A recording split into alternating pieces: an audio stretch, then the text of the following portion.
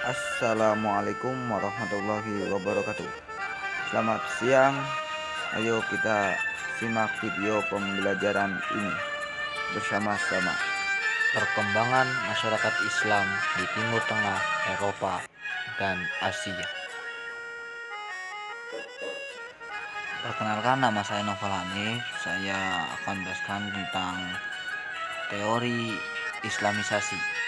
Teori Islamisasi itu ada 5. Ada teori India, teori Arabia, teori Persia, teori Cina, juga teori akomodasi. Teori Islamisasi dari India didukung oleh sarjana, khususnya sarjana orientalis yang fokus ke dalam kajian Islam dan dengan bukti historiografi mengatakan bahwa asal-usul agama Islam di Nusantara dari India, bukan dari Arab maupun Persia. Teori Arabia. Menurut Arnold, sebagaimana dikutip Azra, bahwa para pedagang Arab juga menyebarkan Islam ketika mereka mendominasi perdagangan di barat, timur sejak beberapa abad awal Hijrah atau abad ke-7 dan 8 Masehi. Teori Persia menyatakan bahwa Islam yang datang di Nusantara berasal dari Persia, bukan India ataupun Arab. Itu terbukti dengan kesamaan budaya adat yang dibawa oleh kaum Syiah dan yang ada di Nusantara. Yang keempat, teori Cina. Tidak jauh beda dengan Persia, teori Cina juga mengatasnamakan budaya yang sama dengan yang ada dengan kultur Jawa. Yang membedakannya bahwasanya teori Cina mengatakan raja-raja dahulu kebanyakan keturunan Cina seperti Sunan Ampel dan sebagainya. Alfia sebagai pemateri yang kedua menjelaskan poin yang ke-B, yaitu pola penyebaran Islam di Indonesia. Yang pertama yaitu perdagangan, di mana perdagangan merupakan tahap yang paling awal dalam proses Islamisasi. Yang kedua yaitu perkawinan. Kelanjutan dari tahap yang pertama, para pedagang lama-kelamaan mulai menetap, baik untuk sementara maupun permanen. Lambat laun para pedagang ini membentuk perkampungan-perkampungan yang dikenal dengan nama pekojan. Yang ketiga yaitu pendidikan para ulama, kiai, dan guru agama. Sangat berperan penting dalam penyebaran agama dan kebudayaan Islam.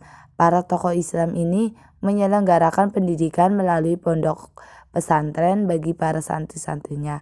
Dari para santri inilah nantinya Islam akan disosialisasikan di tengah-tengah masyarakat.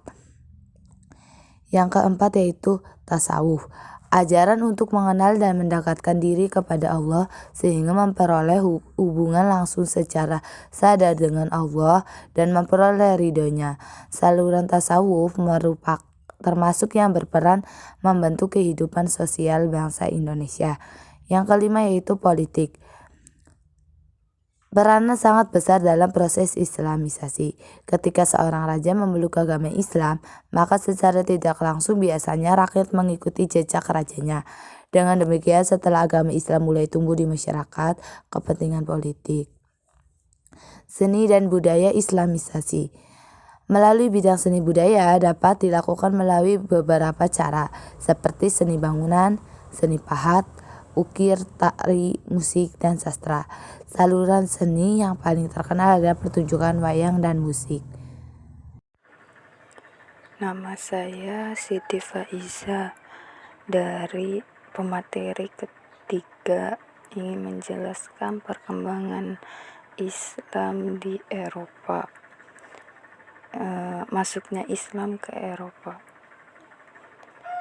Berbeda halnya dengan proses masuknya Islam di Amerika yang dipelopori oleh masyarakat bawah.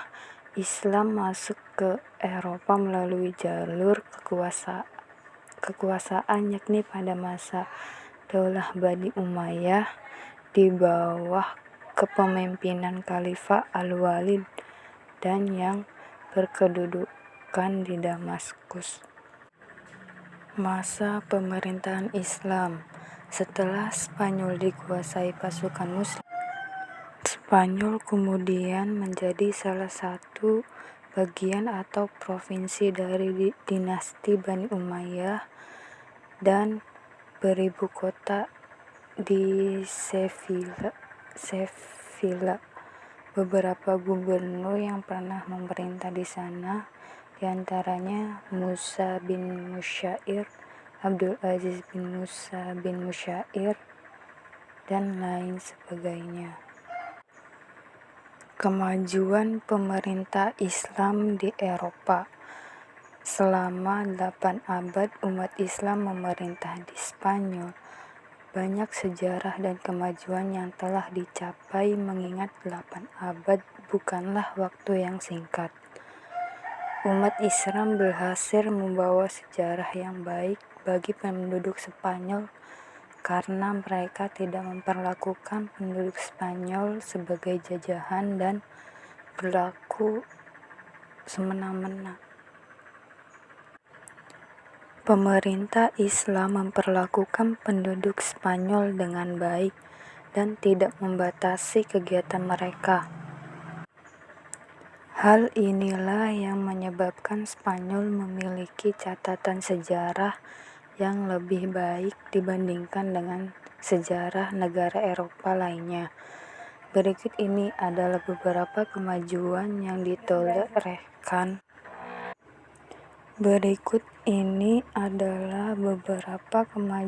yang ditoleransi umat Islam kala itu. Yang pertama yaitu sejarah agama Islam mencatat pada saat itu pemerintah Islam di Eropa banyak melahirkan ulama besar seperti Imam Al-Auza'i, seorang tokoh ilmu fikih, dan juga ulama-ulama lain di bidang tasawuf, fikih, hadis, dan sebagainya.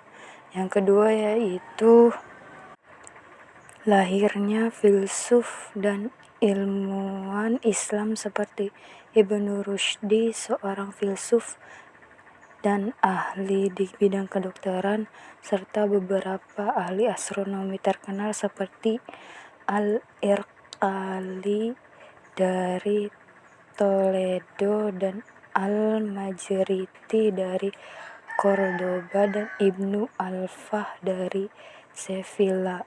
Yang ketiga yaitu di masa pemerintahannya Islam mewariskan berbagai bangunan indah sebagai karya di bidang arsitektur seperti Istana Jafariyah, Istana Al-Hamra di Granada, Masjid Cordova, Masjid Sevilla dan Tembok Toledo, serta Istana Al-Makmum.